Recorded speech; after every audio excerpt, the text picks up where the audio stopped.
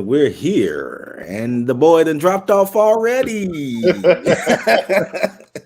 Damn. So ain't it a normal Thursday?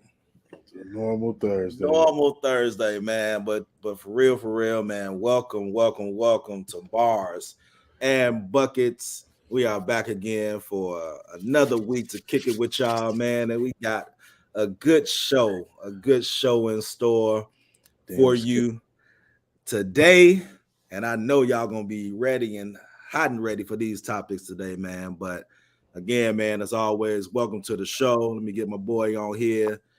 Welcome to the show, man. Make sure you click, share, and subscribe to Bars and Buckets on Facebook, Instagram, and YouTube. If you are watching us live right now, click that share button, man, so people can join in and kick it with us tonight, man, as we flow through this show. Also, as always, man, if you're not in the Bars and Buckets crew on Facebook, our page, our little group, man, you need to get in tune. Get in tune with the group, man. We be on there getting it in, having some real live discussions, breaking the the hottest topics, the hot news, and just going through a few things. And some of those things we'll talk through tonight, man. And now that my boy is back, I'm gonna hand it over to Reg. Moving forward, let him know, bro. Yo, y'all can hear me straight? We can hear you straight, bro. We can hear you straight. Yeah, my bad. As soon as we got on, man, my goof ass baby mama called. Anyway,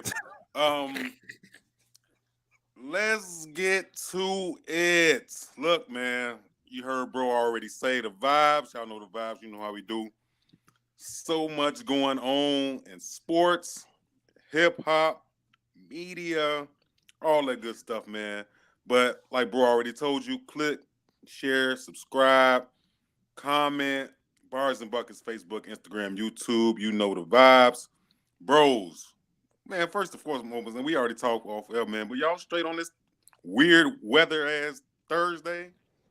Man, super weird weather Thursday. This definitely this week definitely been weakened, man. I can tell you that for sure. But as always, man, it's a blessing to be on live with my bros, man, and those that join us every week and come kick it with us, man. It's just good to be here, man. This is always like my release, man, from all of the craziness throughout the week, man. So it's always good to be with my bros, man. Man, for real. Quan, what's up, Joe? You good over there? I'm good, man. Had my patience tested earlier driving home. Oh, man. Yeah, man. Had my patience tested. Something serious. Mm. And yeah, man. The guy was like, just go sit down somewhere, man. Yeah. Be like that. Be like that. Take the sign, brother. You ain't have to pull out the ooh-wop, did you? Or you have to keep that? Nah. Okay, as long as you keep that ooh-wop straight, you know. Right. People think it's okay to be disrespectful. Mm. And then when you match their disrespect and you realize that they not built that way. True that. Keep it pushing. Yeah. Good stuff, man. I'm proud of you, bro. So let's get it started, man. You know, if this is your first time checking out the show, what we do, man, we kick it off with free throws. Now, our boy AD is going through a little spiritual thing right now, and we want to support him, you know, and everything like that. And I commend him, Joe, because I lasted only 9 days, and I started getting drunk again. But, you know, everybody else, man, we do free throws, so we take shots of liquor, whatever you smoking on, man. So, Corn, you got some over there, Joe? No, I actually don't, man. I ain't get a chance to stop. I'm gonna get back to it, man. I just ain't had no chance to stop, man. I got off work, had to go get fitted for my suit. There's some got a work event coming up, man. So I got to be suited and booted. So I had to handle that. I got here 30 minutes before we were supposed to start, man. So definitely didn't get time to go get nothing. All right, that's what's up.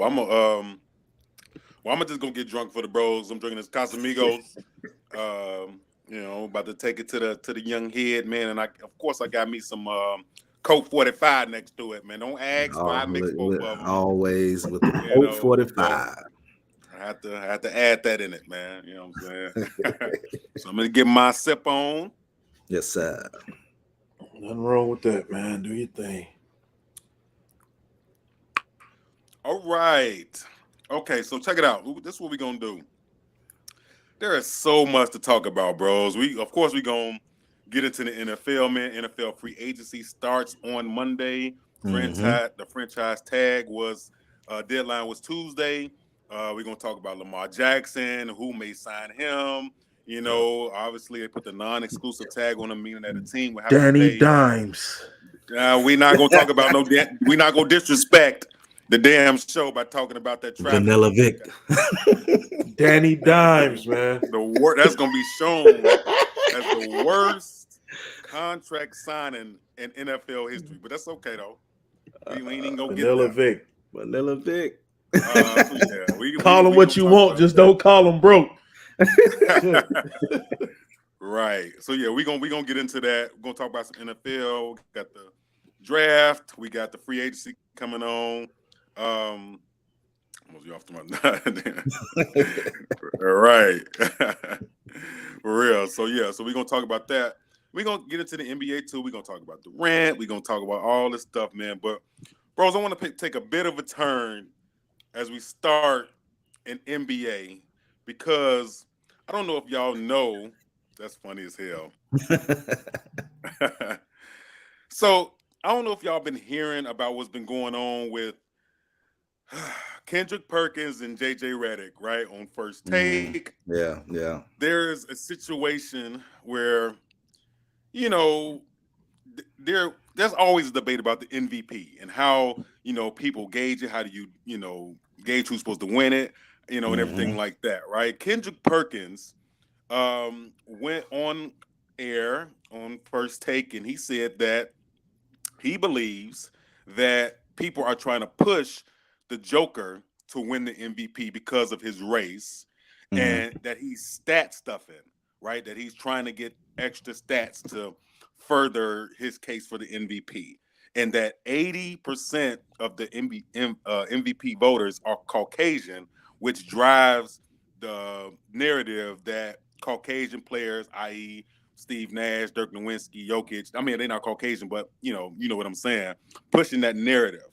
So JJ Redick tried to defend that publicly on air as they got into a beef about the narrative about KP trying to push the narrative of racism. You know, calling this a league where, you know, they're always going to try to push the narrative for Caucasians to win the MVP. So, because he's pushing for Embiid, who's averaging 40 points, you know, and things like that. So, Kendrick's point was that why is it that always people that lead the league in scoring or is in the top 10 aren't really getting that award over a Jokic or Steve Nash, who has led their team in you know, assists and things like that. So it was going back and forth. I kind of want to know y'all opinion, bros. You know, everybody that's tuning in, whose side are you on? Do you feel like Kendrick has a point when he's saying that the league is trying to push the narrative for these European and Caucasian players to win these MVP awards because of the things that they can do instead of Embiid, who's leading his team in scoring, or Giannis and things like that? Or do you feel like JJ is right by saying, yo, this is some bullshit? Over the last 30 years, you know, we only had like 2 or 3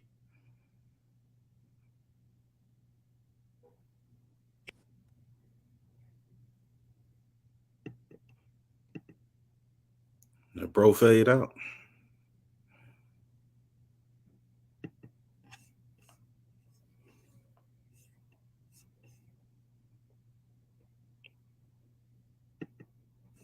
Might as well go ahead and play it. That way our viewers can check it out and then we can jump into it. Yeah, most definitely, man. Let's see. It's probably not even the whole clip, but get a little background to what took place.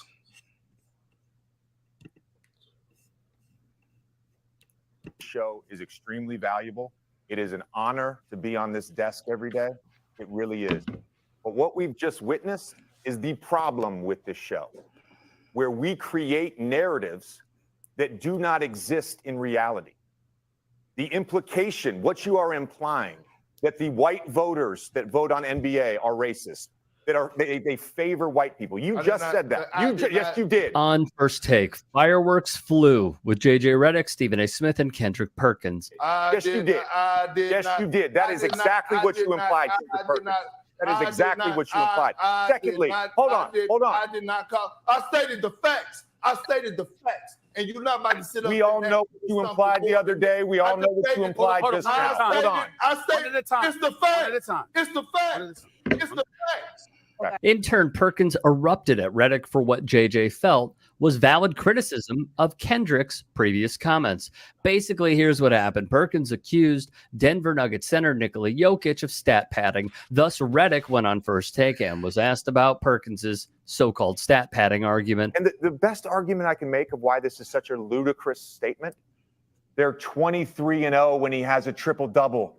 Going back to last year, they've won 28 games in a row when he has a triple-double. You want to slap box?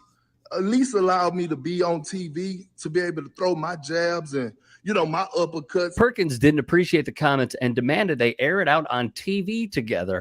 When I look at JJ and I hear him talk, because he's so big in analytics and he's a historian when it comes down to diving in deep and going back into history and talking about the evolution of the game, why didn't he never bring up this in particular subject?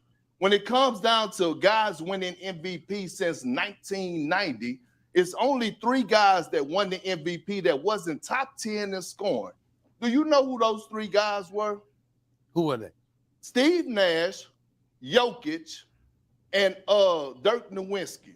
No. Dirk Nowitzki. What do those guys have in common? I'll let it sit there and marinate. You think about it. Perkins was accusing the NBA and NBA media of racial bias in MVP voting. Thus, it set the scene for what we saw to open up this piece. One thing we've learned from that is we can actually track which players create good shots for their teammates. And Nikola Jokic is top 5 in shot quality created. So if you watch them play, Perk. During the segment, Redick goes through how the numbers show Jokic is top 5 in shot quality created. In response, Perk pretends to be bored, closes his eyes, and pretends to fall asleep as well. This idea that Dirk and Steve Nash were favored to win the MVP because they're white. First of all, you stop short at 1990. That was your cutoff point for players to win MVP not in the top 10 in points per game, which is a stupid stat to judge MVP on. This isn't middle school. 1990, Magic won it. 89, Magic won it. 87, Magic won it. 87, he was 10th. 89, he was 15th. 90, he was 18th. Okay. We judge MVP year to year. It was just a strange thing. It was just a strange. But why did you cut it off at 1990 though? Because that was convenient. That was convenient. I'm just saying. Hold on, time out. It was just a strange thing that it just happened. It was just a strange thing in 2006 when Kobe averaged 31. When he was playing with Kwame Brown and Smush Parker. And what was the record that year? 42 and 40. They were 42 and 40. So let him speak. Was he the most valuable player? They made the playoffs with that roster. You take Kobe off that team, they probably win 8 games. Okay, so let's make that very, very clear. When it comes to MVP voting, 80% of the voters are white American. 20% are others. I know that stat. If you want to talk about advanced stat, I do know that one. Which led to this quote, as displayed on your screen, where J.J. Redick went over Kendrick Perkins's implications, which of course the former does not agree with. How about Redick pulling back the curtain on First Take while on air for First Take, condemning the show for pushing false narratives? We all understand the performative and theatrical aspect of First Take and other daily debate shows, but a panelist calling it out in real time was rather brazen. Perkins, however, maintained that he wasn't pushing a hot take, stating, "This is how a lot of former African-American players have been feeling for decades now." Above the original video, fellow sports media member Chris Williamson would write, "Racial bias definitely exists in the NBA and other leagues when it comes to how players are covered. Can't just dismiss that." Directed, of course, at JJ Redick. The always insightful Bomani Jones would weigh in before Nash won his MVP. As I recall, the biggest voice to question whether race played a role in his candidacy was Bill Simmons. My old buddy Dan, as in Levitard, made the same point and caught hell from colleagues. He goes on, "I mentioned that to say how white dudes receive white ball players can be a weird thing to untangle. Nobody patronizes white hoopers more than white dudes, but when they're excellent, well, that's a little different. It can sometimes go too far."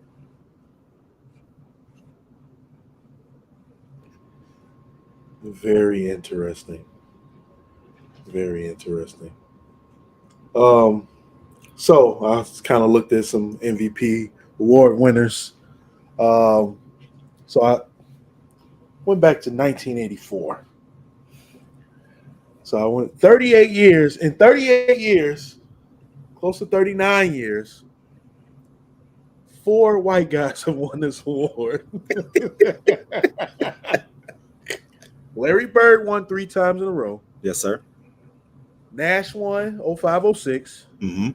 Dirk won in 07. Mm-hmm. And even with Nash, we already know Kobe was coming out of that. We already Nonsense. discussed that a few Right. times on Right. the show. All right.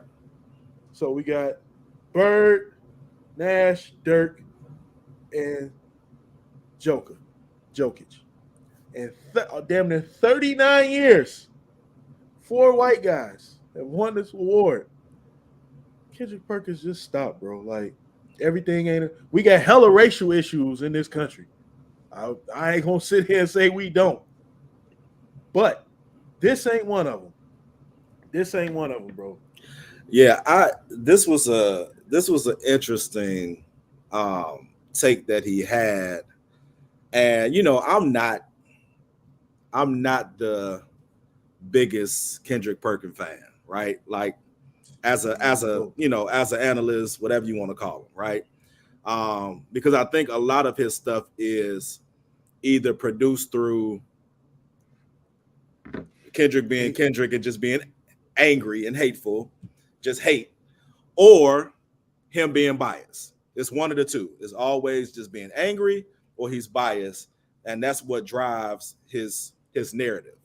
But to your point, bro, that is exactly the type of conversation that needs to be had. Is like, bro, it's okay. Like you brought this up, and the numbers don't lie. So you go back in history, you look at how many, again, how many black players have won the MVP as compared to white. Like there should be no conversation. Like we're having an argument over nothing right now because what you said is irrelevant. Now, Jokic, on the other hand, I mean, we know what he has. We know his impact on that team, right? We can go back to last year. And as much as people, Jokic is slow, he ain't that fast, he's kind of boring. But here's the thing. Regardless of all of that, he gets the job done. Regardless of all of that, he's been an integral part of that team that's propelled them to the playoffs, right? Now, maybe getting over the hump is another thing, but propelling a team and getting them to be there when your second best player is out for ACL, Jamal Murray, when Michael Porter Jr. can't be counted on to be healthy either, right? So when you have all of these things going against you and you still find a way to compete and get your team to the playoffs in the West, that's not something to be slighted for. So I think it was an extreme shot at Jokic from Perk's perspective, right? That was extremely unnecessary. And to Cuzzo's point, his team is number 1 in the West right now. Number 1 in the West. So you can't bring things like that to a debate, and then when the numbers don't match and you called out on it, you still try to rebuttal it. Just doesn't make sense. Yeah, he starts stuttering and stammering. Wait. Hey, that ain't what I said. But it is what you said. Yeah, that bullshit didn't stand tall. It is what you Yeah. said. You know what I'm saying? Yeah, man. Red, you back? Yeah, for whatever reason, when that video started, I don't know what the hell happened. But anyway, this is what I want to say. I'm not the biggest fan of KP as an analyst. I kind of get a little bit what he was trying to say, but he didn't have to use the racism card to try to push it. You know, I get that he's saying that um uh, well, let's just take Jokic out of it. He really didn't have to use Jokic in that argument. If he would have just said, I wish NBA players that stars of their team that's averaging so and so points a season would be, would get the MVP. I mean, he should have focused it more about the standards of getting the NBA MVP, as far as like, when Kobe didn't get it instead of Nash, but Kobe was playing with Kwame Brown and Smush Park and them. You see what I'm saying? So, what is the guideline of who should win the MVP award, regular season award each year? Does it have to be the number one seed? Do you have to be top 10 in scoring? Do you have to lead the league in assists? Like, what is the standard? And I still don't even know that. So I get him on that point, but I wouldn't even use that race thing. 80% is Caucasian. Like, where, bro? Where did you get this stuff from? Yeah, I mean, to your point, Reg, to Blake's point too, is the criteria there really isn't one. I mean, when you look at it, there really isn't a criteria because it really does change and depend on what the story is, what story is trying to be presented. Like, what is the narrative that the league is trying to bring before you? Now, I will say that, even with that, like, those are valid MVPs that he won, and I'm referring to Jokic. Yeah, those MVPs were valid. It wasn't Embiid had dope ass seasons. Yeah, but shit, if you getting bounced out in the first round, second round, you know what I'm saying? Like even right now, Jokic is averaging a triple double. Embiid is at like 33 points, 10 boards. Yeah, but Jokic is 24, damn near 25 points a game, 11 boards, 10 assists. And do you highlight the guy who is doing that with less help? Or do you highlight the guy who's doing it with more help?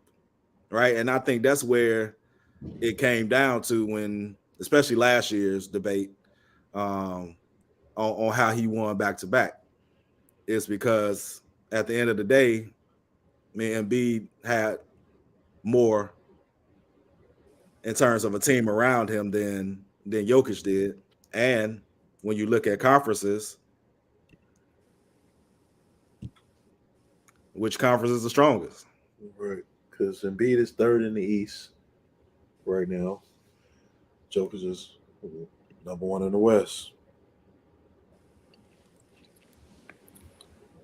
And and to that point, is Jokic not the most valuable player on that team? I mean, he is, but Embiid is very important to the 76. Like, if Embiid goes down, James Harden's not going to will them niggas to the second round. They're going to be out. They're not going to win because they don't even have a backup center that's even worth mentioning. Exactly. So both of them are valuable. That's what I'm saying. Bro. Like the most valuable player in the league should go to I'm saying the most valuable player in the regular season NBA. Should it go to the person who's the star on the number one seed of the whole NBA? Because when I was talking to somebody today at the gig, they were saying that when Steve Nash won, the Suns wasn't the number one team in the league. The Pistons was, but the Pistons didn't have like a number one player to, like, you know what I'm saying? And I think he said the second best team was like the Spurs or some shit like that. But he was saying because Steve Nash ran the engine. He was like the person that kickstarted the offense. Mm-hmm. You know what I'm saying? So that's what I'm saying. Like, okay, what determines the most valuable player of the league? Is it the person who leads his team to the number 1 seed, or is it the person that's like leading the most dynamic story? You know what I'm saying? So with that, I'm like, okay, I understand what Kendrick trying to say, but I don't even need to throw the race in there, because there's been times when shit, like, let's stick on Steve Nash. When Steve Nash won, I think it was Kobe that could have been it. He was talking about Tim Duncan, but none of them teams had a better record than the Suns. But Kobe Right. was scoring, averaging like 40 points a game. So, like, what is the standard? But yeah, at the same time with that, Kobe didn't make the playoff. Well, he took him to the playoffs. Mm-hmm. But then with Nash, you got to think this is the years where Nash and them kind of changed the NBA. What you see now happen on the court, that super fast pace, they started that. This is when Nash and them was scoring with 18 seconds still left on the shot clock. They was gone, bro. They was ripping and running, moving the ball. They was doing their thing. Nash was averaging what? Damn near probably 10, 11 assists that year. Matter of fact, let me look it up. NBA, let's see. MVP stats. I want to look this up, bro. I want to get to it. All right. Now that's what he did over the years. He was averaging 18 a game. He was averaging 11 assists a game. I mean, he was getting to it, bro. They was winning. He had Amari Stoudemire doing his thing. Everybody was there. I mean, Sean Marion was getting off. Sean Marion's record of being the Suns' leading 3-point scorer just broke like last week when Devin Booker did it. Mm-hmm. Like, he was their number 1 3-point shooter in Suns history. So that's over Dan Marley and Rex Chapman and all them shooters they had. Bro, they was doing their thing. So yeah, and then on top of that, we know it has some little flukiness to it because Kobe, you know what I'm saying, did what he did, bro. So they wasn't gonna make the face of the NBA a guy that just got cleared of rape, bro. Mm-hmm. There's no way they was gonna do that. No way. That's just like them making Ja Morant the damn MVP this year. That shit's not happening. It's not happening. So, I mean, Kendrick, it was a good try, but you should have had stronger facts when you did it, bro. Definitely. Stronger facts. Should have researched it instead of spouting off something because JJ Redick ate you up. Yeah, I definitely don't think that he did his research. He pulled that 80% Caucasian shit out his ass. I don't know where that came from. But came out of.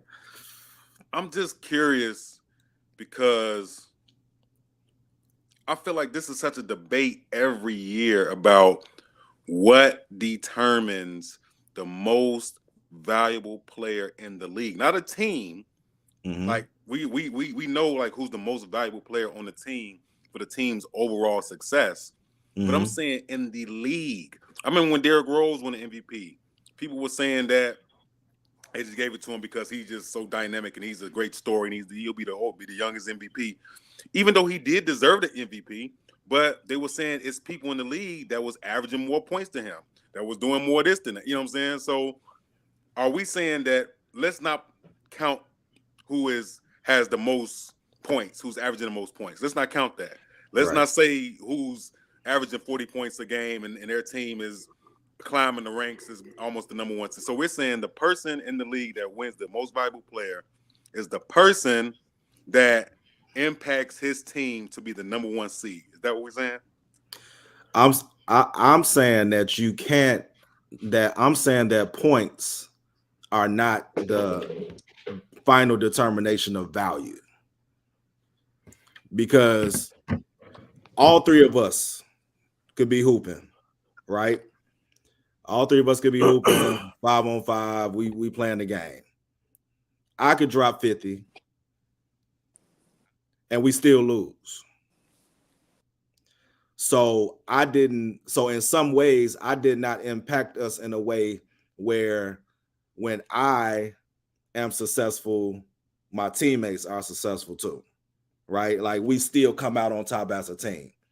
And when we talk about value, I just don't think you can place that much on how many points you score, right? Like value is a lot of things. We look up value in a dictionary. Like value is a lot of things. Like it's a lot of components that go into somebody being valuable, right? Even in our personal careers, like I would say Corn is valuable to his building because he brings something that they probably don't have. I'm valuable in my position because not only do I bring a different aspect, or different strengths, but I'm also working on those around me to make them stronger so that we as a unit look better, right? So the value comes from the overall development of whoever you with, right? And I can't say that he doesn't belong in that conversation, right? Even if we take team out and we just say league, I can't say he don't belong in that conversation because he does. You know what I mean? I agree with you. I mean, Jokic is a bad dude. Embiid is a bad dude. I mean, them dudes be balling every night. It's just Embiid, the guys around him, like Maxey has gotten better, but Tobias Harris hasn't. It's a lot of guys that have not gotten better around him. You know what I'm saying? So I mean, the NBA should lay out a criteria because there is no criteria, and I think all the awards should be laid out that way. That way the players know what it is, and then to say he be stat padding, all these players stat padding because it's built into their contracts to get a certain amount of rebounds and they get an extra $1 million. Yeah, incentives. Yeah, they got incentives. So all these dudes are stat padding. All of them, from LeBron James all the way down to a nigga like Jalen Green. You know what I'm saying? All the way, they all stat padding. Yeah. Because it's built into them getting paid. So they gonna do what they gotta do to feed their family. Why not maximize?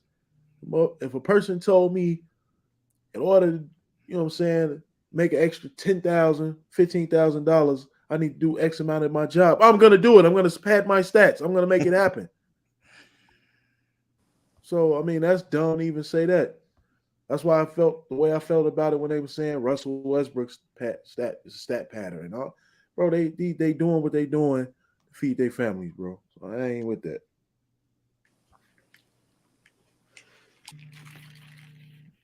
Yeah, I don't know. That's something I want to touch on for a minute, man, because I wanted to know y'all opinion. That's all. That was a good take, man, and it's gonna be a conversation that's going to continue to happen until something becomes more standard, right? Until there's a true definitive definition of how we evaluate our league MVP. Yep. Yeah. And well, with that being said, speaking of league MVP, what's up with KD, man? The Mog was in the free throw line and tore his damn ACL, Joe. What the fuck? Man, listen, man. So that's the perfect segue into just the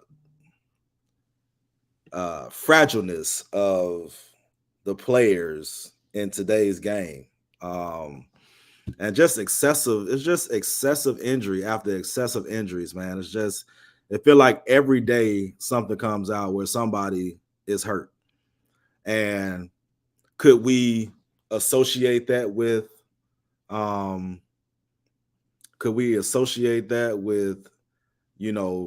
players not playing when they should? Can we associate that with the lessening of practice? Because I don't know if we can associate that with exercise and technology and how that has advanced, right? So what is it that is increasing the level of injuries and durability with these players? Because science is evolutionized. So we can't put it on science because there's so many different things that science is so much better than it was in the 80s and the 90s. So, and they were playing games, 82 games plus the playoffs, and not taking rest, no days off. I don't think that it's science. I don't know. I honestly don't even have an answer to that. I just wonder how people are taking care of themselves, man. Like when they not hooping. Are you going to get a gyro and a strawberry pop and just laying on your ass until game day? You know, like what is you doing between games that your body isn't? I don't know. It's and you know what's crazy? It took for Josh Hart, I just heard, who said that, yo, this low management stuff and getting tired. He said, man, it's people out here working 12-hour shifts to take care of their family. We out here playing basketball. Ain't no low management, man. You know what I'm saying? And Zion Williamson been hurt. It's like it's people that's having these injuries and trying to take games off because of, it's like I just don't understand. From no lie, and I'm, whatever. I've probably played basketball. I'll probably say nonstop for at least 20 years. You know what I'm saying? At least 20 solid years of my life I played basketball. Now, if you told me I was getting paid to play basketball, I'm gonna get through it. I'm gonna hoop. If I gotta look, I'm gonna hoop through that game.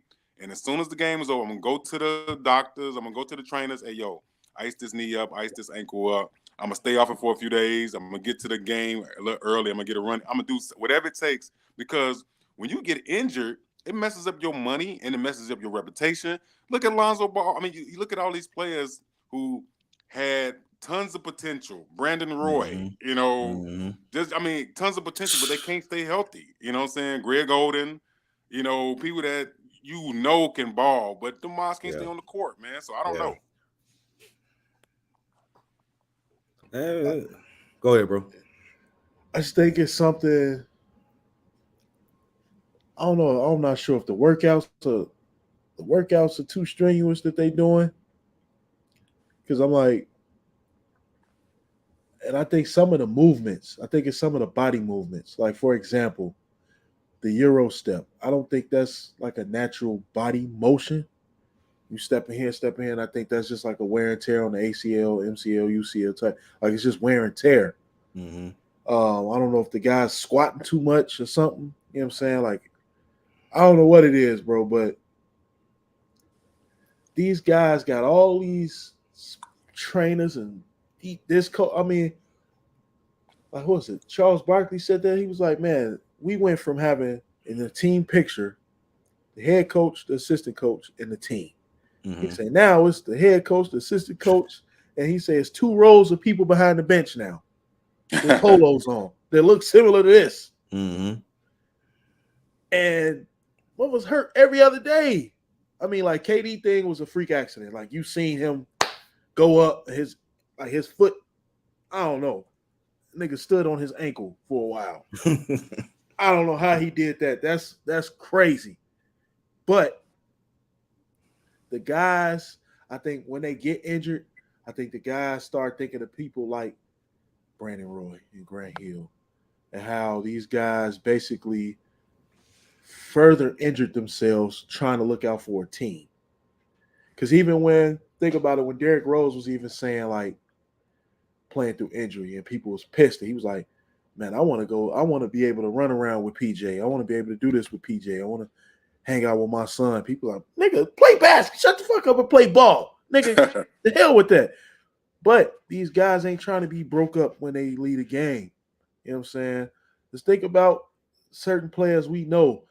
No one wants to run to the big screen and their knees look like Kenny Smith, G. People not trying to do that. So I get it, man. I mean, I just wish the guys wasn't getting hurt as much, but the load management thing is kind of whack. It's super whack because you got a player like Kawhi Leonard sit out 30, 40 games, bro, and like what happens? Like, I mean, you sit out all this time for what? Like for what? I mean, I don't get it, bro. I think that's mainly because like all stars like Kawhi or LeBron or people that's sitting out big games like that, they the league is so driven to saving their stars for the playoffs. It's almost like they don't even care about the regular season. Yeah, regular season. But we need to save Kawhi for the playoffs. We need to save LeBron for the playoffs. You know, we're gonna sit Zion down for a few months because we want him ready for the playoffs. Everybody's mind is transitioned to load management. We don't want him to hurt himself before the playoffs. It's like, come on, man. Like, what happened to, just hooping? Joe. I don't know how many games Michael Jordan missed, but I know the nigga played with the flu. Hey, I know that. His last year on the Wizards, the nigga played all 82 games at 40. Oh, I don't hear that shit. All 82 games. So I don't know, man. You gotta look at a person like LeBron. He's played a lot of damn basketball. Played a lot of basketball. He's been hooping since 18. yeah. At 38 years old, he's rarely missed games. And I mean, a person like that, you would give him a game here and there. He barely missed games. Right. But a person like Kawhi Leonard, I mean, being realistic, since the nigga signed with the Clippers, we ain't never seen a nigga play ball. I think Paul George got more games played on the team. You know what I'm saying? Like, come on, man. I don't get it, man. Kawhi Leonard is like the biggest person I could think of with load management. Facts.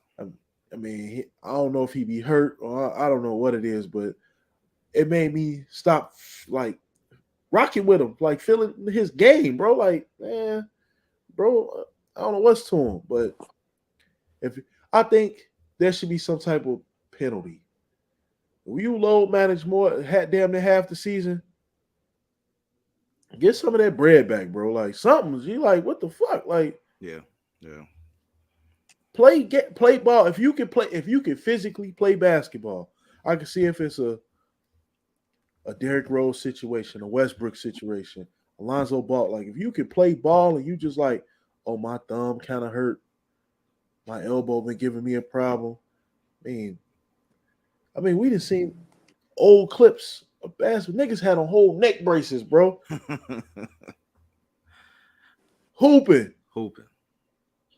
Going hard. I mean, these niggas will put on the mask and hoop. But when they elbow hurt, they having thigh strains and all that. Like, bro, play ball.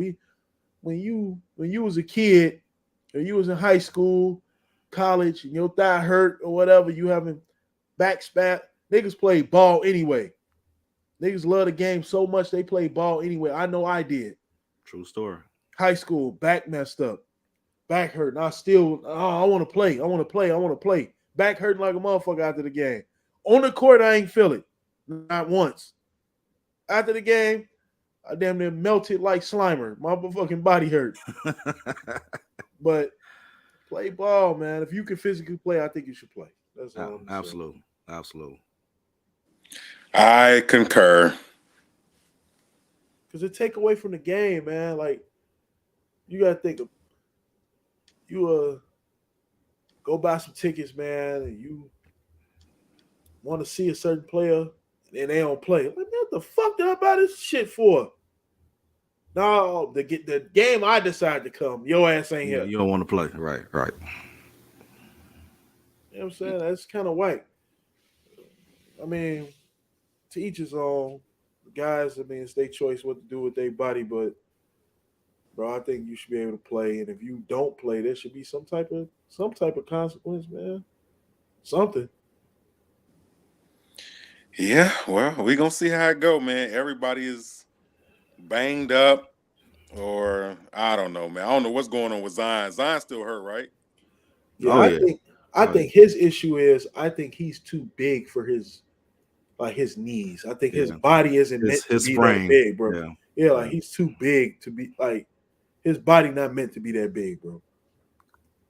I think if he lost 40, 50 pounds, I think he would last a lot longer on the court. I think his injuries would be few and far in between.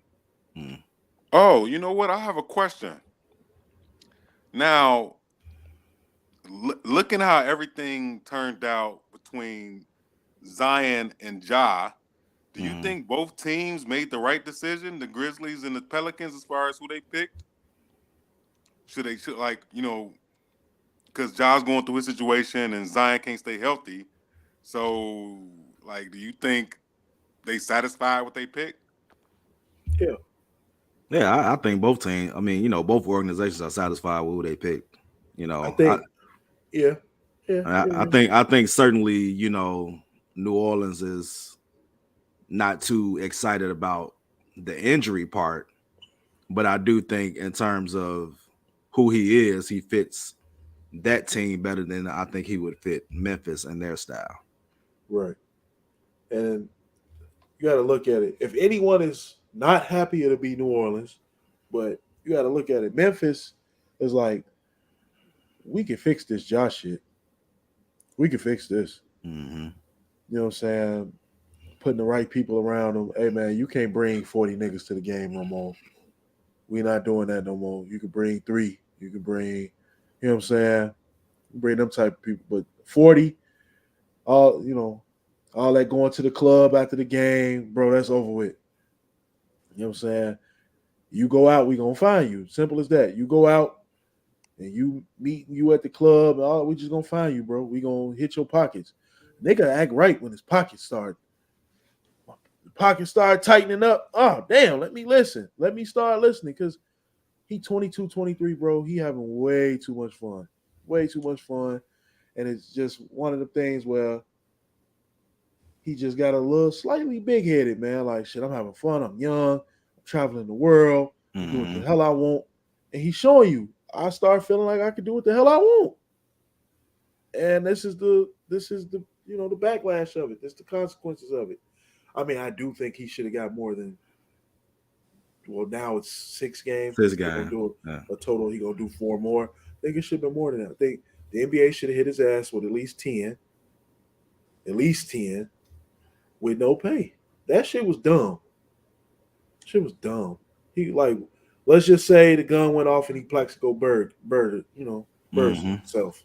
Mm-hmm. You fucked for the rest of the year. No doubt. You was fucked for the playoffs, all that. You shot yourself in the leg. Or even worse, killed your dumb ass self in the club. Mm-hmm. So you think that Ja's biggest issue is his immaturity or his entourage? Both. His immaturity of not being able to control His the people you bring around you. All right. Do not let other people fuck up your money, man.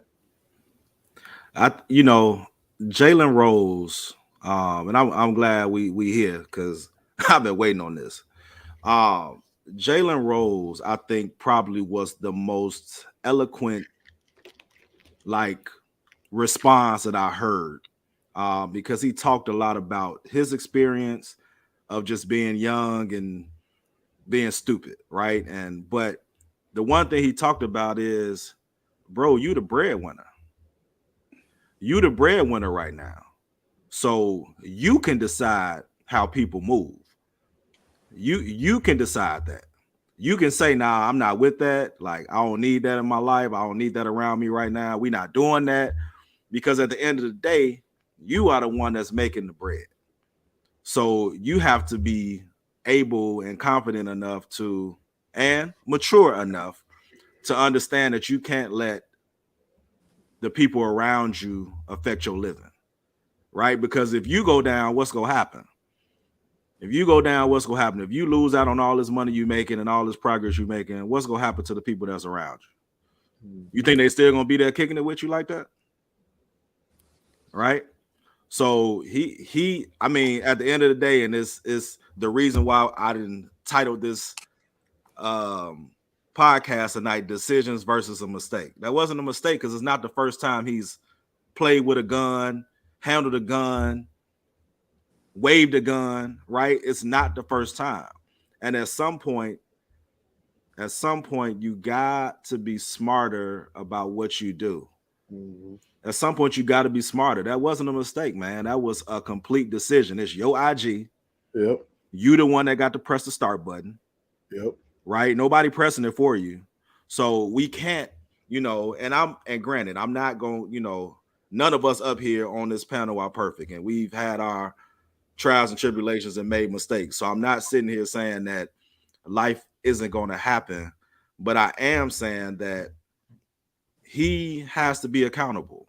Like we cannot negate the fact that this was his doing. You get what I'm saying? This was his doing. It was nobody else. So you got to be accountable for you and the decisions you make. And, hopefully with this time away, and I agree with bro that it should have been longer. I think I posted in the group, man, that according to the CBA or something like that, that the league could extend his suspension. But I don't know right now if there's any proof that it was on the plane and all this other stuff. But if it's within the realm of that, then the league can get involved, and it could be 50 plus games if they wanted to. Right. So you can't, you can't put the decision of your career and life in somebody else's hands when you could have been the one not to let this happen in the first place. Right. And then to even add to that, seriously, you had the issue with the Pacers, whatever that issue was, where red beam was seen leaving your truck. And then you get into it with the shorty at your crib. And then you piece shorty up allegedly. And then shorty come back and say you up the strap on him. Why the fuck would you even be near a gun at this point? Exactly. You proving these niggas right. You proving these niggas right. So people be like, oh yeah, this nigga, he fuck with guns. This shit true. Like the shit was dumb. It was a dumbass decision he made. A dumbass decision. And I'm not sure if his pops moving with him outside of the games. Pops might come to the game, show love, get his car to the crib. Right. You know what I'm saying? Go in the room. But Pops gonna have to get on his ass, man. And I'm sure Pops done said something to him, but Pops need to get in his ass. Definitely. That was my next question. Do y'all think his father is doing, you know what I'm saying? Like, is some of the blame on his father, or you just think it's all job? Well, I mean, it's Ja. This most certainly is Ja. Like, you can't, we're all fathers, right? So it's only as a parent, as a father, parent in general, it's only so much that we can instill in our kids and show our kids. But at the end of the day, when we step away, they have to make appropriate decisions. Because everybody has a choice, but we know that choices come with consequences, right? And everybody has their free will for a reason. God gave it to us for a reason.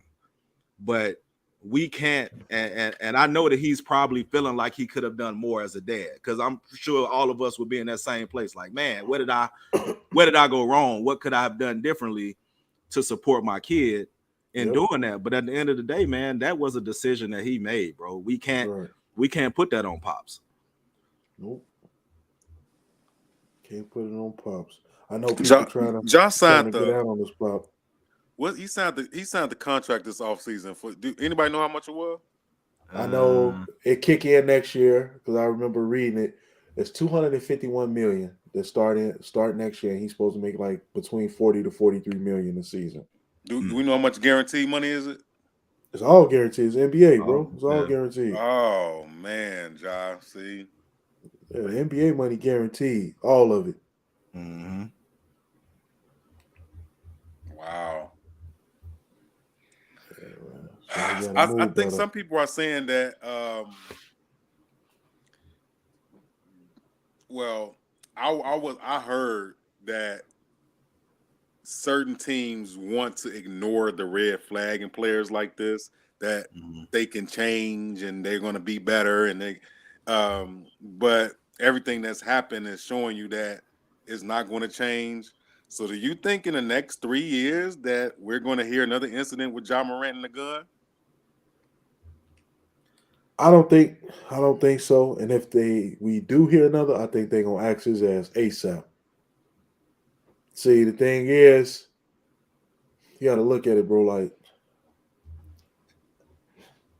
Adam Silver has to do something in order to make people take him serious. Right now, people looking at Adam Silver like he ruining the game. Yeah. You know what I'm saying? Mm-hmm. David Stern didn't play none of that. Just think about David Stern when Gil and Javaris Crittenton did that dumb In the shit. locker room. Yep. Out of here. He quick, swift. Adam Silver, two games for that, bro. 2 games. Yeah. This is what you came up with, 2 games for that? Bro, hell no. And you already been doing dumb shit. You already been doing dumb shit. He said, I'm gonna take some games away. I'm gonna get right. I'm gonna get myself together. You're not gonna do that shit in 2 games. Missing some motherfucking money would. Missing some motherfucking money would. That should have the motherfucker tell your ass you done for the year for that shit. Oh, motherfucker, get right. Then when your team start losing, you're gonna feel like a true shithead. Like, damn, I let my team down. Consequences like that make niggas change actions. 6 games, that he just gonna be better at hiding the dumb shit he do. Right. Yeah. Oh, so you saying because they gave him a light punishment, he's likely to do it again soon, or he's not? Like, that's because I agree with you too. Like, I feel like this gave him a slap on the wrist, and you know what I'm saying. I mean, he what 22, 23? You know what I'm saying? So I don't know. Mm-hmm. I think his pops and all them, I think now they just gonna probably drop a lot of people out that circle. I don't know how many people he rolling with, but it seemed to be a lot. If you got, trucks and you know what I'm saying, you moving like like the military. I mean, I get that he has to because he has money. Right. He is outside. He does have diamond chains on. Niggas rob niggas. You know what I'm saying? Like, he food to a nigga, to a group of niggas in every city. Right. So I get you got to move like that, but dumb, you gotta have you a 4 or 5. If it's 20 of y'all, you gotta have 4 send off niggas with you. 4 niggas is like 4 send off niggas like, bro, you only hear if some static really pop off. Some shit really pop off. That's when you talk. That's when you do anything. For right now, you sit over here and shut the fuck up and drink. Don't do shit. Or, I mean, just get some security. Like, go hire some niggas. You $250 million. Go hire some niggas. Go get you 2 to 3 big 6'8", 310 no neck having niggas that keep bangers with them. Do that. And here's the crazy part. This is off topic but on topic. Here's the crazy part. I'm a normal dude. We compared to athletes that making millions of dollars, but all of us on here normal dudes, right? There are situations that arise or that could arise that I'm gonna have to make a decision. As a normal dude, I got guys that I don't need to do this. I'm gonna let them do it because I got too much to lose. I'm not losing my licensure, I'm not losing my career over no dumb stuff. So if that's the route you want to go, I got people that can take care of you. I don't need to do it myself. And I'm a normal guy. So if I'm a normal guy with that, there's no excuse for a guy with that much money not to have that type of people around that could be called for whatever. Period. Yep. I don't know. I think that I don't know what it is about right now in media and just the culture with sports and entertainment. But Mox is getting caught with pipes, man. Fuck, even Mike Epps just got caught with a pipe at the damn airport. Yeah. I don't know Yeah, what's look going at- on with the guns play now. It's dangerous out here, bro. It's John dangerous out Kemp here. doing drive-bys and shit. Rain man raining bullets out here, man. Yeah. I mean, it's It's just the society we live in. Yeah, man. It's, niggas don't feel safe, and when you got a little bread on you, gotta keep a pipe on. There's so many people out here hurting in society that's broke. You gotta think eggs is damn near $10, bro. And you walk around this motherfucker with an $80,000 chain on. You gotta think about it, man. Ja Morant, he's still young. He moving around in these clubs. You gotta think, and then what he portraying on the court is that I'm tough. You know what I'm saying? I'm tough. So now he's starting to show he got pipes, and he not thinking. Bro, you go to the wrong city, nigga gonna try. You go any city, fuck that. Right. It's real niggas everywhere. It's street niggas everywhere. Nigga gonna try you. He got to think he down in Memphis. I don't know who he know down in Memphis, but I'm pretty sure some niggas in Memphis that look at this nigga, put their motherfucking scarf on and look at this nigga like, shit, this nigga looking like a full course meal. Put the tie their napkin around that nigga neck. You know what I'm saying? Around their neck. Right. Bro, that nigga like a full course meal, bro. Yeah. He better be careful about what he portraying. Be careful about what he portraying, man. Because what he's building up to is being somewhere in the summer, kicking it, partying, and somebody gonna test his ass. Somebody gonna come at him. Somebody gonna see how tough he is. Not saying he a bitch. I don't know the nigga. I don't know what type of how he move, how his team move. I don't know none of that. Right. But it's real niggas everywhere, and niggas gonna test to see if you a real nigga. I don't fuck where you at. You could be in fucking Albuquerque. I'm sure some real niggas down there to get out on his ass. So do y'all think, and this can be, you know, everybody's opinion, you know, is whatever, but do you think right now that everybody should have a gun? Just whether you rich or you mid-class or whatever, in today's society, it is wise to at least own a gun. You want my real answer? Well, yeah. My real answer is no.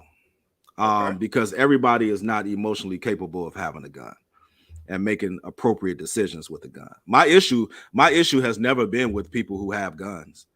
I don't care. Like, I'm from the South, so guns for me is second nature. We grew up with guns, but we knew how to appropriately use them and what they were for, and we're not gonna let our emotions guide how we use the gun. And we got a lot of emotionally unstable people. Now you talking about putting a gun in their hand. So now you stepped on my shoestring, I gotta shoot you. You step on my J's, I gotta shoot you. Yeah. You look at me the wrong way, I gotta shoot you. Right? It's just it's too many emotional components that go into handling a gun. And that's the reason why I would say everybody can't have one. Everybody doesn't deserve to have one. I get it from a safety standpoint, but even then, you have to have control and know when and how to use it. Yep. It's definitely not a toy. Just the way he was holding it, it's like that looked like some old. Me and my homies got pipes and we play around. Right. Guns ain't shit to play with. It ain't shit to flash and take pictures with and all that. I know social media make it look cool to have guns and all that, man. Hell no. Yeah, like, and then you got to think, when you have a gun, they can start feeling invincible. Like, I can't wait till somebody. I can't wait till somebody try me. I'm the only nigga out here with a gun. They stopped making guns after I got mine, nigga. Right. Man, every nigga, come on, man. We in Chicago. We already know. Every nigga got a gun, bro. Like, so your shit ain't no special than the next niggas. You know what I'm saying? So toting a gun and showing it off, you just showing niggas how, all right, basically when we do run up on you, we need to start shooting first. Right. See, that's what I'm saying. Ja Morant is running into, he's building up to where somebody might just let his ass have it and snatch the chain off his neck. You know what I'm saying? Motherfuckers is not playing out here. Motherfucker want what you got, they gonna try and come take that shit, man. And now they know, like, oh shit, he be having hammers with him. It'd be like 30, 40 of them niggas. So we need to have, every nigga in our car need to have a banger. Every nigga that's trying to do this shit with us. So we got to come ready. Did he do something about pistol whipping a shorty or something? Yeah. Yeah, like 16, 17-year-old, something like that. Yeah, he supposedly punched him and then went in the crib and grabbed a gun or whatever. I mean, allegedly. That's the story Shorty came back with. You know what I'm saying? Mhm. So I don't know. You know, we all don't know what happened, but I'm just saying the fact that this shit is out about you, there's some shit you should just stop. You know what I'm saying? There's just like R. Kelly. You should have stopped showing up at Kenwood after this shit. After your name was mentioned doing dumb shit. Should have just stopped showing up in high schools and doing little dumb shit he was doing. But it just show you that he was actually doing that shit, and that's why his ass is booked for the rest of his life. Mm-hmm. Stop being a dumbass, John Morant. Stop being a dumbass. It's the best way to put it. I agree, man. You got to be smarter nowadays with this type of stuff, man. Especially now, you damn near role model, man. This shorties up here looking, trying to be just like you, hoop like you, get gold grills in their mouth, and put color in their dread, like you know what I'm saying. You got shorties looking up to you, so if they see you having a poll on Instagram, all this stuff, they gonna think that's cool too. You know what I'm saying? Right. So, you got to be a role model, man. And I think that's what people lose fact of when they get some bread or when they get some fame behind them, man. You gotta think about the bigger picture, man. You know, and I'll actually, since we're talking about the bigger pictures, shit, let's go right into this then. NFL, man, a lot's going on. Free agency starts Monday. Of course, we can go a whole bunch of different ways, but I got to know y'all opinion on this Lamar Jackson thing, man. The Ravens are basically saying, okay, we can't come to an agreement. Go on out there and see if you can get what you want. Not only that, go on out there and see if you can get that 200 mil plus guaranteed and a team that's going to give us 2 first-round picks for your ass. Go ahead and test the market and see. Do you think somebody about to pay Lamar Jackson the Deshaun Watson type guarantee money where he got 230 mil guaranteed and give up 2 first-round picks? They desperate enough. Hey, You know, I heard you know, the one team that I heard that could be desperate enough is Carolina. I mean, hey, listen. If what's the name got 160 million, this nigga Lamar Jackson is definitely worth 200 plus. Danny Dimes got 160 million Crazy. for 4 years. 4 years.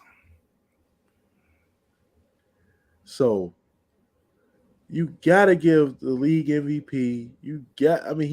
Lamar Jackson is leaps and bounds better than Daniel Jones. And Daniel Jones, if you're watching this, I support you, Vanilla Vic. Get your ass about it.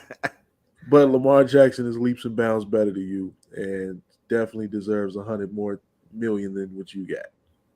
So what you think the problem is, though, if everybody knows the value of the former Heisman winner, MVP winner, like if everybody knows the value of him, why ain't nobody giving him this bread? Man, I don't know. He definitely deserves the money. There's probably a plot out against him. But they probably don't want it. You see what happened when you give niggas money. Rick James put his motherfucking feet on Eddie Murphy couch.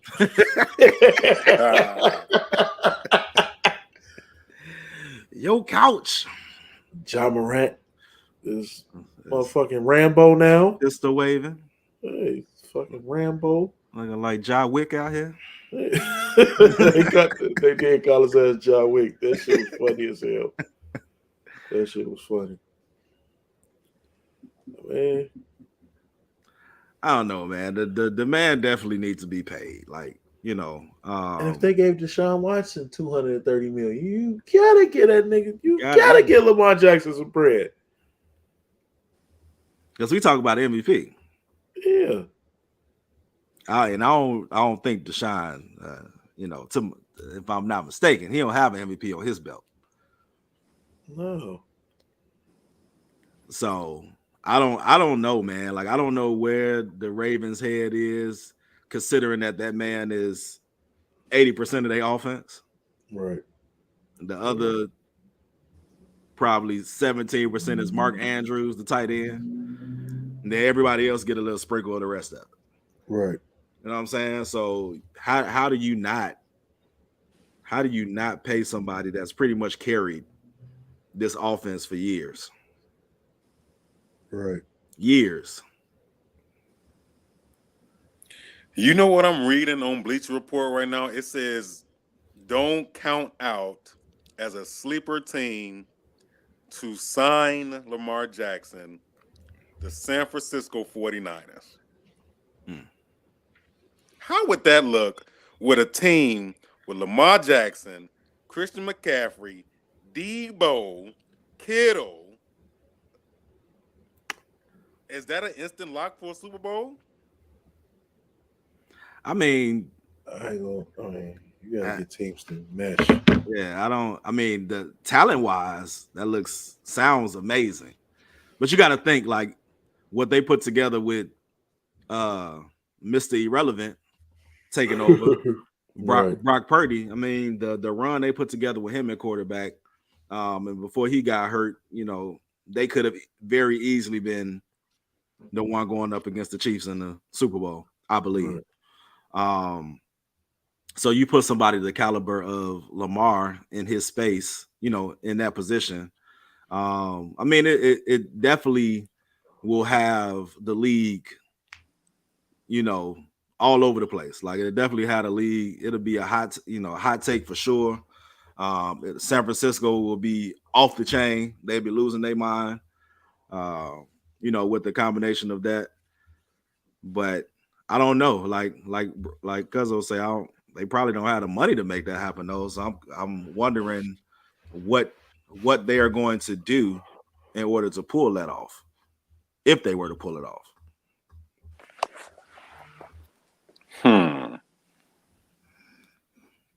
I don't know. I think I feel like it's something going on there, man. And he doesn't have an agent. Let's not forget that Lamar Jackson does not have an agent. A lot of people are saying that the deal would have been done had he had an agent, and he's kind of like betting on himself. His mom is kind of representing him a little bit. So we're going to see what happens with that. But you did, like you guys mentioned, Daniel Jones got $40-some million. I would have never expected that. If I'm Mitch Trubisky, I'm demanding a trade. I'm trying to like seek some type of resolution. You know what I'm saying? Mitch Trubisky will never be Danny Dimes. Wow. Okay, hold on now. Let's not do disrespectful. Matter of fact, do that. Okay? Let's call him Danny De Niro. So you mean to tell me that Daniel Jones about to lead the Giants to the Super Bowl in the next 4 years? He'll do that shit before Mitch do it. That's what I'm talking about right there. Hey, Mitch played 2.5 games this year. Daniel Jones finished the season with his team. And led them to the playoffs. Okay. Danny De Niro. All right. Danny Dollars. Now we just, we got Danny Dollars. We got to see, we got to see Mitch, Mitch go somewhere and lead him to the playoffs, man. Right. Call him what you want. Just don't call him broke. Free agency teams typically overpay for free agency. So whatever, man. Okay. It's all good. But one team that I'm hoping that does overpay to get us some talent is the Bears. Over $100 million in cap space. Indeed. Ryan Poles has been on multiple streaming outlets saying he may trade the number 1 pick before Monday so he can solidify free agent moves. What do y'all think the Bears are going to do? He better do something smart. I know that. I think they're going to trade it, though. Yeah, the number 1 pick. Yep, I think they're going to trade it. And then I think right after that, Ryan Poles is going to he go.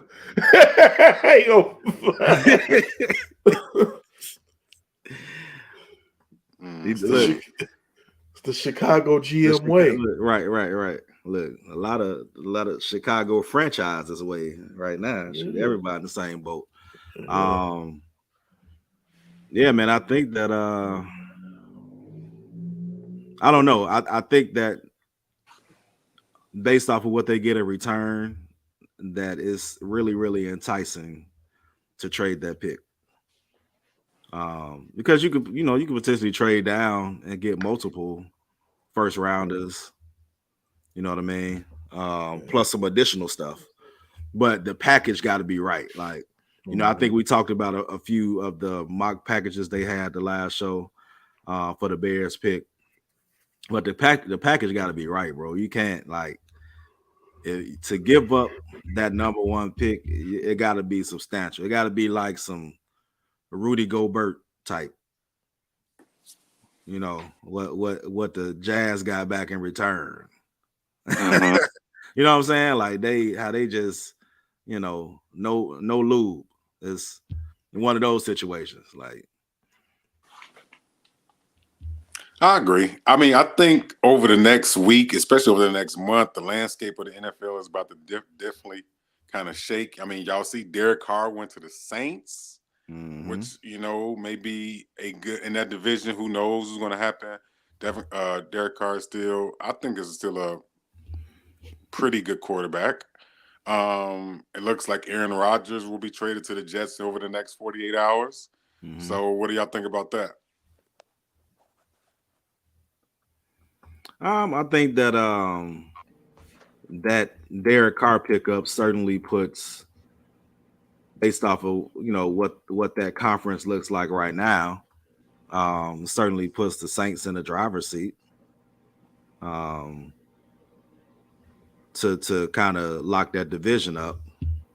I heard that the Jets are in serious conversation to try to get Aaron Rodgers. That would be interesting, I guess, because he still can play at a pretty good level. But outside of that, I don't. The moves right now, that's a lot of people being cut too to save cap. There's a lot of people being cut right now to save cap space as well. That could move around and be some good pieces for some of these teams that are right there on the cusp of being contenders, but are not there because they may be missing, one or two things. So it's definitely going to be, this free agency period, and with the draft coming up too, like these two things are really going to position and some of these teams with what they're trying to do. And you're going to see like right away kind of what people's plan or vision is based off of these moves that they're even making right now. So I don't know, man. This, right now it's so hard to tell how they're gonna move, but we shall see.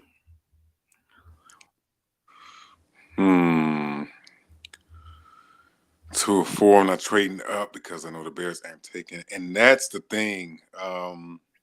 Teams know that the Bears aren't drafting a quarterback, which I feel like takes away a lot of the Bears' leverage, especially if you're the Texans at 2. The Bears ain't taking a quarterback. Arizona at 3, who is looking for a second rounder for D-Hop, which I think is interesting. Teams, that's, I don't know. Like, what do y'all think of D-Hop? You think he still got some value in the league? He got some years in him? He still definitely got value. Definitely. If I'm the Bears, I'm drafting the nigga everybody want. Y'all come with y'all best package for him. Play the game. So you think I'm not drafting a quarterback? I'm gonna draft the quarterback y'all all think we not gonna draft. I'm gonna draft that nigga. I'm gonna tell Fields, relax. We playing a game. It's chess, not checkers. Draft this nigga. We're gonna draft Buddy and see what packages is out there for him. So we can get what we want. Oh, so you saying you play the mind fuck you? So you draft them and then you see who really want them. Yep. And that's not a bad take. But I think that there has to be a supreme, just like you said, there has to be a supreme level of communication, internally, especially at the quarterback position. Because, and I don't think, at least I don't believe that Justin is that fragile where he would not understand kind of what the game plan is if it was transparent. But they would certainly need to. It certainly don't need to be one of them cases where they, last minute make him aware that this is how we move and like just be upfront about why we're doing it this way and what we're trying to get out of it to put people around you. Yep. So we know that it looks like, let me see. That's true. Or you definitely stuck with the number 1 pick. That's what I thought too. I mean, it's definitely, you got to be strategic when it comes to this. You don't get this type of opportunity every day. Right. So I don't know, man. We gonna see how that. But what y'all Patriots are gonna do though, man? What y'all Patriots gonna make some moves? Or it's over with? Definitely making moves. Right. Shoot, I don't even know. Last time I checked, I don't even know how much cap space they had or anything, man. So basically, they're stuck in mediocrity. They don't have a number 1 receiver. They're gonna lose Damian Harris. They'll be better than the Steelers. Really? Are you really though? You're gonna be better. Like than the Steelers have a better defense. They have a better offense. How? Who? Who? How? The nigga running the Steelers don't got a better offense. offense. They have a better running back. With Kenny Pickett. Who is the number 1 receiver for the Patriots? This year? Devontae Parker. Who? Devontae Parker.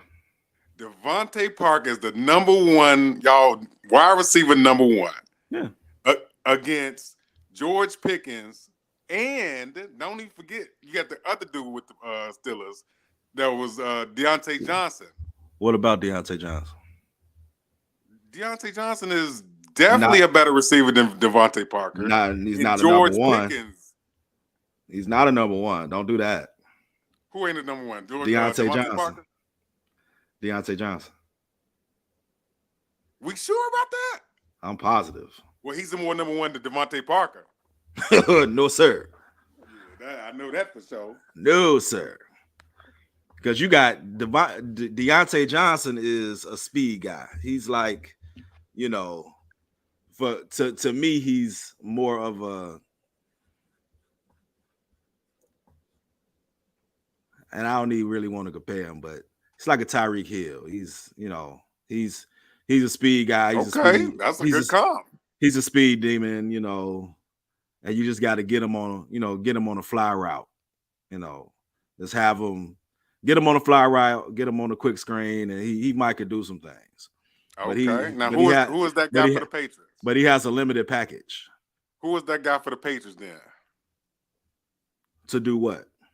What he does, what Deontay Johnson does. Who's the guy for the Patriots for that? Probably. Yeah. Probably. Let's see. I could go 2 different ways with that. Okay. Because they got some young talent out here. We can go with Thornton, but Thornton was hurt this year, and that's the rookie that they picked up, and he would be more in line with kind of Deontay Johnson. George Pickett would be in line with Devontae Parker in terms of their style of play. They're both big receivers, physical receivers that can do it. But the thing is, getting the ball to them and what they do afterwards is two different things. So the Patriots have basically $33 million to spend. Yeah. Ain't gonna do much with that. Okay. Yeah, they're not gonna do much with that, but man, make it happen. I mean, I'm just curious. Can you see where the offense where did the Patriots rank in offense and where did the Steelers rank in offense last year? I'm just super curious about that. I'm sure the Steelers' offense got way better when Dude got off the field. We weren't even talking about that, bro. I don't even know why. I don't even why they even. I don't even know. There was no point for that at all. Where did they rank offensively? Because if y'all saying they had better wide receivers, they had a better O-line, they had better running back play between the two-headed monsters with Stevenson and Damian Harris. So yeah, you definitely put them together. They were better. Their run game was definitely better than their. Oh, well, that's what I'm curious. I'm just curious. Did they rank better than the Steelers? They had a better quarterback, right? Let y'all tell us. So what did they rank? Oh yeah, they definitely had a better quarterback. That's for sure. All right. Well, I'm just curious where their offensive ranked. That's all. Overall statistics. Let's see, offensive. They were 26th. 26th. Down there at the bottom of the league. Man, and still had a better record. Oh, okay. How'd that happen? Yards, they were 23. Points per play, 28th. Yards per play, 27th. Third down conversions, they were 7th. Interesting, huh? Okay. Let's see what New England was, man.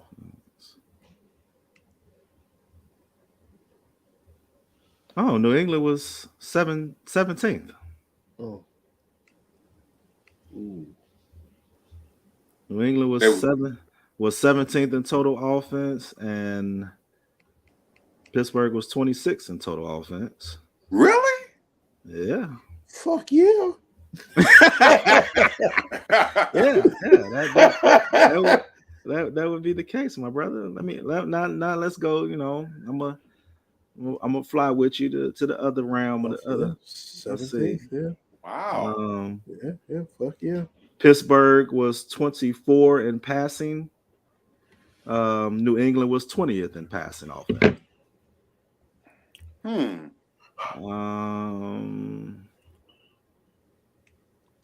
Wow.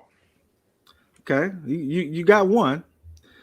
The Steelers was 16th in rushing offense, and Patriots were 24th. Hey, you got the same reaction Kendrick Perkins had.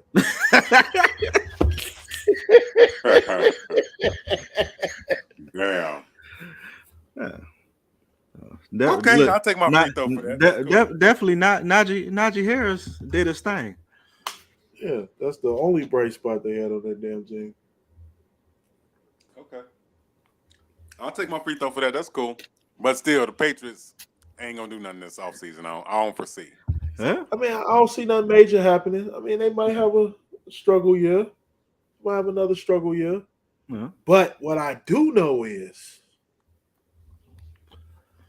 the black and yellow, they ass ain't on shit. How much money they got? I want to see how much money they got. Who's in the Patriots division? The Dolphins and the Bills? Dolphins, Jets, and the Bills. Oh yeah, they ain't coming out there. They damn near might be fourth in that division. I don't think they gon' Y'all got them winning the division? No, not until somebody knock off Buffalo. Yeah. In Miami?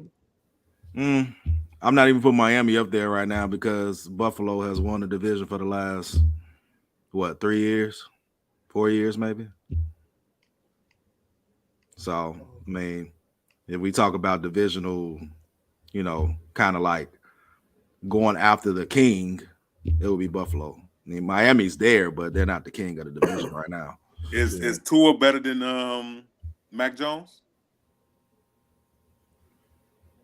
Tua is more athletic than Mac Jones. I think that Mac Jones is a better quarterback in terms of reading the field. Who's the better passer? And I think his deep ball and the touch on his pass is better than Tua's. Oh, they go to cap space for all the teams. Now, I think that Tua has a better short game. So, like, RPOs, slant, stuff like that. Yeah, he definitely can get that off quicker. But I think overall, if we're Steelers talking about fucked. what happened, they ain't got no cap space. Nope. They in the red $5 million. Damn. But is Mitch still there? Did he sign a 2-year deal? Yeah, he got a 2-year deal. No, he's still on the team. Oh. He's still on the team. I'm gonna send it to y'all on y'all phone so y'all can see it. Mm-hmm. So They might need to cut some. They might need to cut some. Share some salary. Mitch. And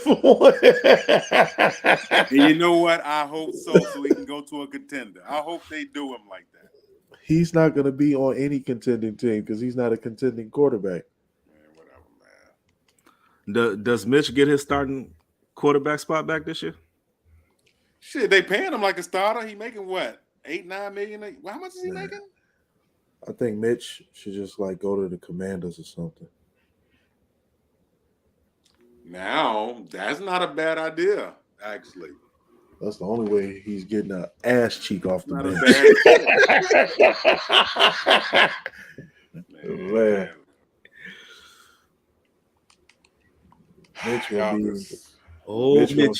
Mitch gonna be playing arena football in a minute. Man. You know what?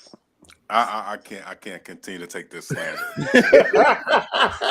It's terrible. You do this shit every week when you mention dude. Terrible, man. It's got to the point where it's people on our Facebook page coming at me about this stuff. Man. Yes, she did come at you. Yes, she did. She did terrible, come at man. you.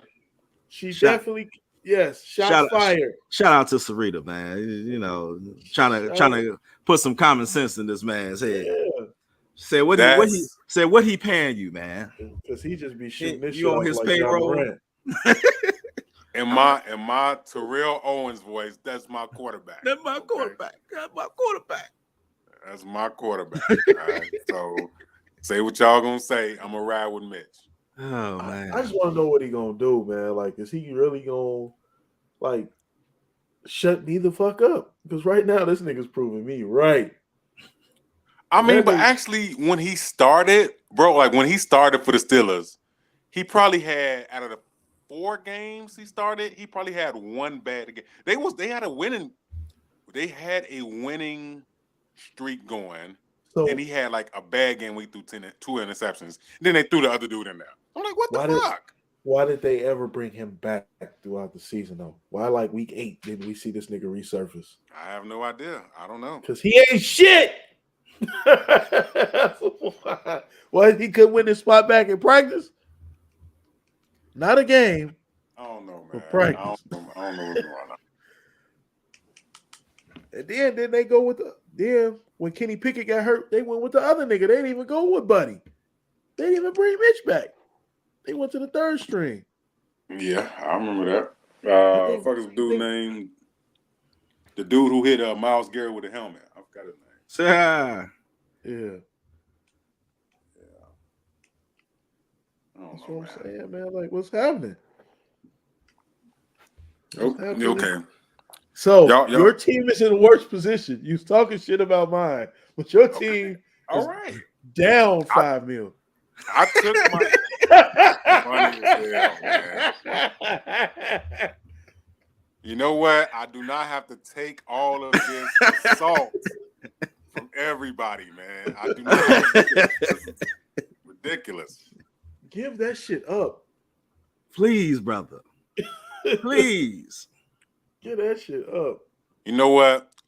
Y'all making me. I'm about to take a pause so I can go get me a drink, man. I can't, man. I can't. Hey, can you not rig the fucking draft this year? That'll be nice. That'll probably be the best thing to do is not rig the the fantasy league God, for 2 years in a row. that nigga had every star you could think of. Like, man, my team was just hurt every fucking week. I had the worst setup. I had the worst team. They ass was just hurt.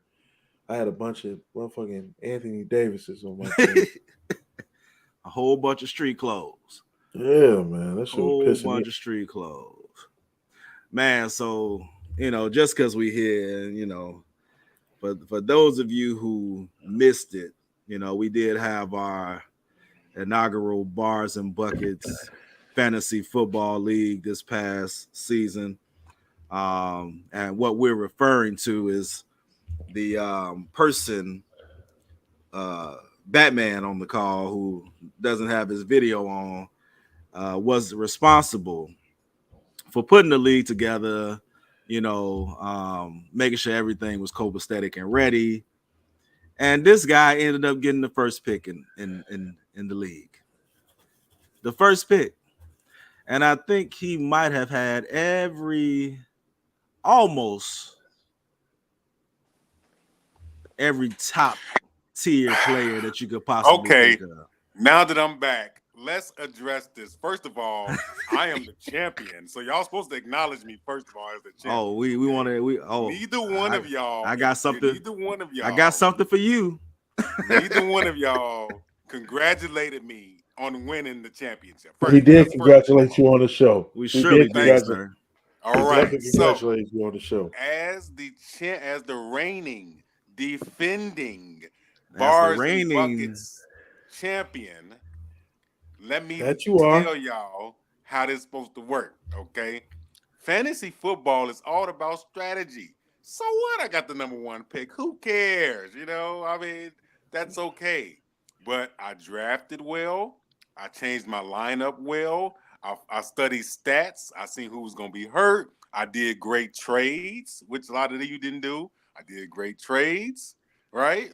And I end up winning. You know why? Because I'm a great GM. So this season when we do it this year, all you got to do if you want some advice, bros, just hit me up. I'm going to ask tips on how to do this, man. You know what I'm saying? Hold on. Let me pull this up real quick. I still got it here too.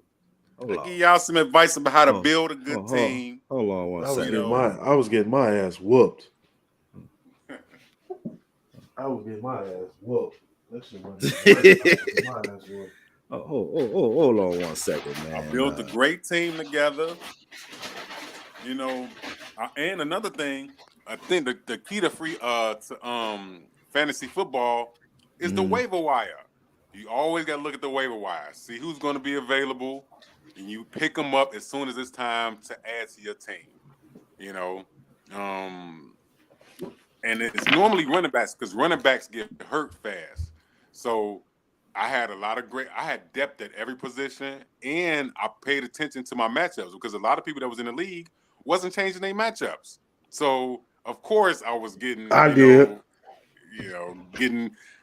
Corn, you had some bad luck with injuries, though. Your injuries kind of messed you up, and I think your first pick was Tom. No, you ain't had Tom Brady. Sure didn't. Who was your quarterback? I can't remember. He definitely Cousins. did. Didn't you have Derek Cousins? Kirk Cousins or some shit? Nah. I know he ain't had that. I think that was like your second string quarterback. Yeah, I picked up a lot of solid players. So, yeah, Matt Stafford, bro. Yeah, I had Stafford. Oh yeah, he was. Yeah. So the Rams definitely underperformed altogether. Right. Yeah. So this season, bros, if y'all want, we can link up. I can give y'all some tips about how to put the team together and all that, and try to win the belt. Clearly, I wasn't picking.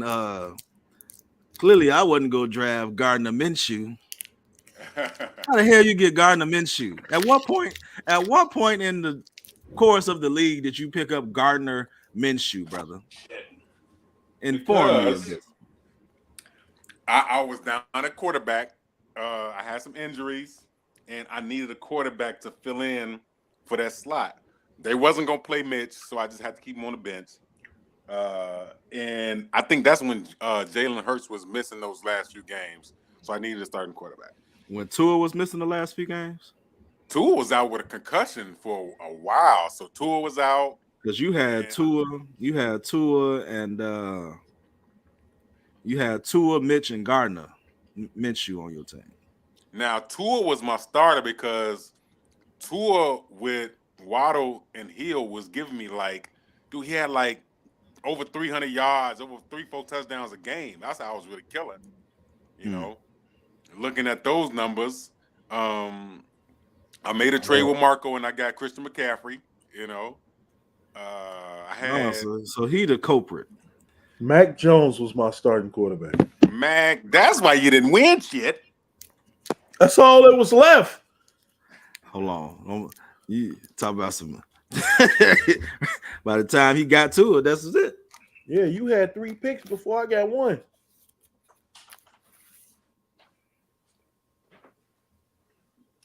I tell you what, this is what I do. This is what I do, man. You know, as the champ, I'm a fair guy. You know, I'm a fair guy. Are you? So that's what I do, man.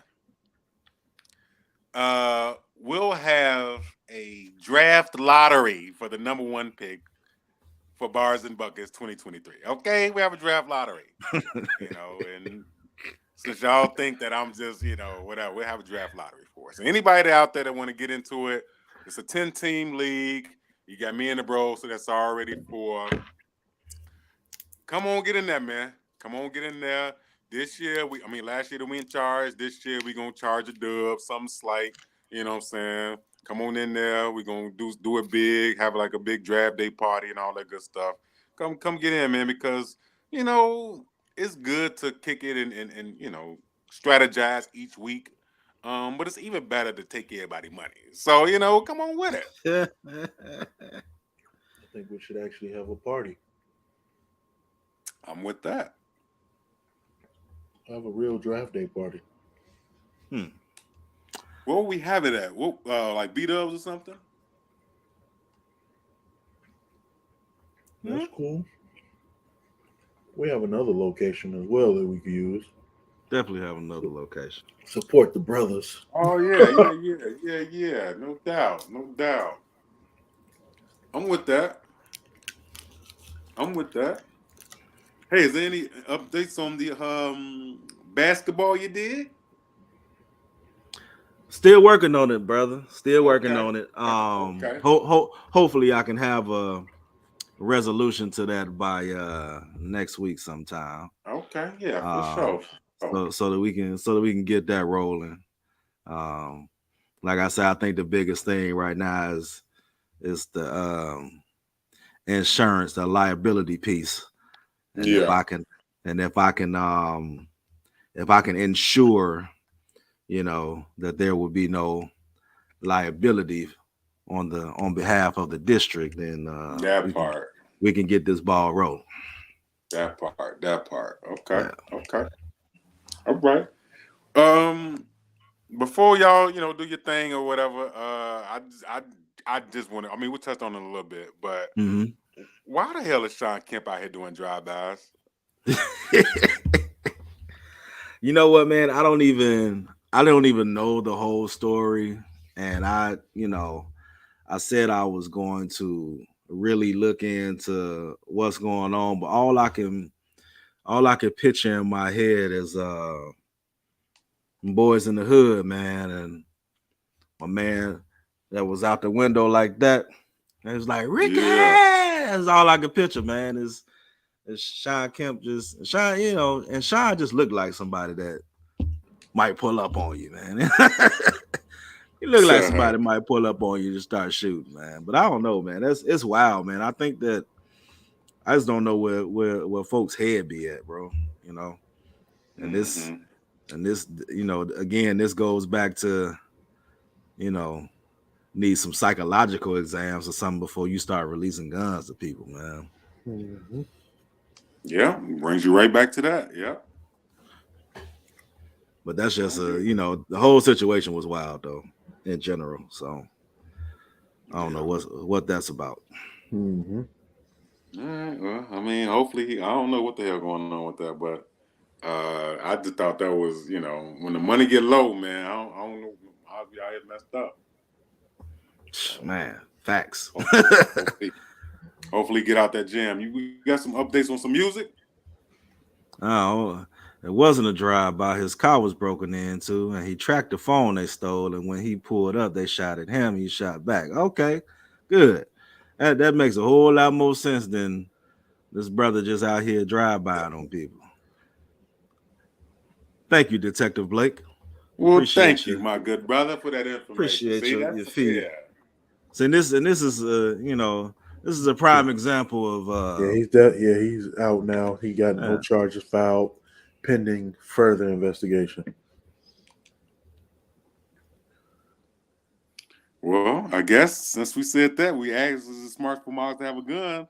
I guess he bet he had a gun on him with him that time. Yeah, see now that's that's a smart way to use it. That's different. Yep. But yeah, man. Yeah, man, I do have it's been a while since we dropped a few little keep your head up on the swivel for these albums, man. But just a few albums for y'all to kind of check out. And some of these are already out already, but Talib Kweli had one drop on March 6th, Liberation 2. Okay. So check that out when you get a chance. If you into, this is not really hip hop-ish, but it's kind of R&B. But Music Soul Child is going to drop an album with Hit Boy on Friday. Really? Victims and Villains. Interested to listen to that and see how that turned out. It's been a while since Music has dropped anything, so I'm just kind of intrigued about what that's gonna look like. There's some other cats, other people too, but I'm just kind of jumping around. Be on the lookout. March 20th for Ghostface. Ghostface Killer is gonna drop an album on the 20th of March. So yeah, those will probably be the three that I'm kind of anticipating and looking out for. Go listen to them and come give you some feedback afterwards, man. Yeah, me and the bros. Also, it was just announced that Drake and Lil Baby gonna drop an album. Is that right? Yeah, they're gonna drop an album. It doesn't say when it's coming out, but they're dropping the album. You can sound a little bit more excited about that, bro. That's fine. I mean, that's okay. It's No, okay to be it's gonna excited be. about I think it's gonna be a dope album. Well, thank you. Yeah. Lil Baby doesn't miss, and Drake doesn't miss all the time. All the time. Oh, okay. All right. You ain't have to go farther with that. You can just get it about his flowers and keep it. I just don't want him to be like 21.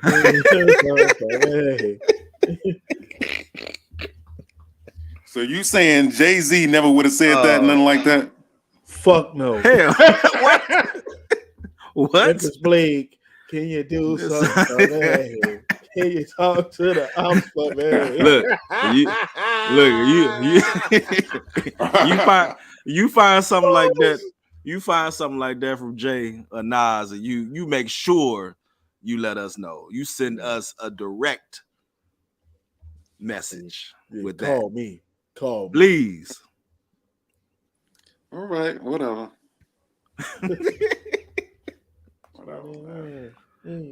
But yeah, that's all I got on the album tip, bros. All right, cool. All right. Well, oh man, we fucking up. Today is the day Biggie passed away, man. Never. Is it for real? It's March 9th. Oh man. Jeez. My bad, bruh. My bad, dog. I'm sorry. We got love for sorry, you, man. Big. I don't know how I forgot that. Big, my favorite rapper. I don't even know how. We got love for you down here, man. Hey. He's just passing me by. I definitely did. I forgot about that, man. Yeah, today's the day Big passed away, man. I feel like, uh, I mean, anybody that knows me knows anytime there's that barbershop talk about Big or Pac, I always rep Big. I always say lyrically, Biggie was the best rapper ever. And I mean, there's a lot of lyrical rappers. I love Rakim. I love KRS. I love Jada.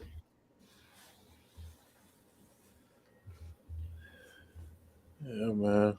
Yeah. Y'all, I know we was about to close out. I just wanted we couldn't close the show until we acknowledge the notorious one. That's good catching that, bro. Definitely good catching that one. And since he dropped off, I'm gonna go ahead and close us out there.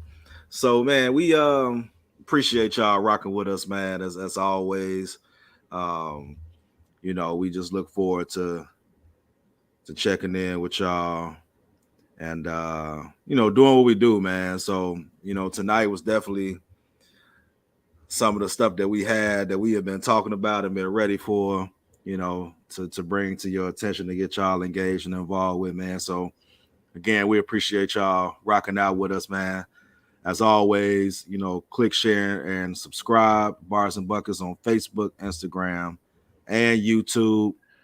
Make sure, most importantly, that you are going to join that Bars and Buckets group that we have on Facebook. Again, that's where you're going to get a lot of your good information in terms of hot takes in sports. Get in on the chats that we be having as well. And it's just a really good engaging piece, man, to kind of keep our peoples kind of locked in outside of when we have our shows, man. So that's kind of our way to engage y'all and keep y'all locked in, man. And I'm gonna go ahead and just shout out my joint, and a lot of it is on the screen already. But on Facebook, you can find me at Adrian Dury, Instagram Urban Gentleman 85, TikTok Principal AD, and for our Bars and Buckets, our email barsandbuckets2022@gmail.com. And again, this is just another avenue of communication, man. You want to jump on the show and join us and be a special guest. You're a local artist, you got something you're trying to pub, you want to get yourself out there, man. This is the spot for you, man. This is the community, this the family, and we always looking to uplift our people, man. So definitely holler at us on that end. Corn, what you got for them on the closeout? So I'll say appreciate y'all watching us, rocking with us every week. On IG and TikTok, you find me at gold_mine_CEO84. On Facebook, Cornell Shelby II. Man, this is where we have a lot of fun in that group. Post different things. We laugh, we crack jokes, man. It's just like he said, just a way to engage everybody during the week instead of just only talking on the show. So check us out. Tell your friend, tell your baby mamas, brothers, cousins, uncle, nephew. Tell everybody, come check us out, man. Let's have fun. Most deaf. And we got some coming down the pipeline, man. I'm working on it with the bros, man. But one of the other things we're trying to do, man, is get a little open run going, get a little open gym going with you all, man. And again, just another way to connect with y'all outside of our podcast, man. So just be on the lookout for that. And again, as bros say, as always, we appreciate y'all joining in and tuning in with us, man. Be safe out here. Make intelligent decisions. Do not let your emotions cloud how you move. Be productive, and make sure you keep yourself first, man, and keep yourself in line and ready. Until next time, man, we love y'all. We gonna jump on up out of here, man. We'll catch y'all next week. Peace and love.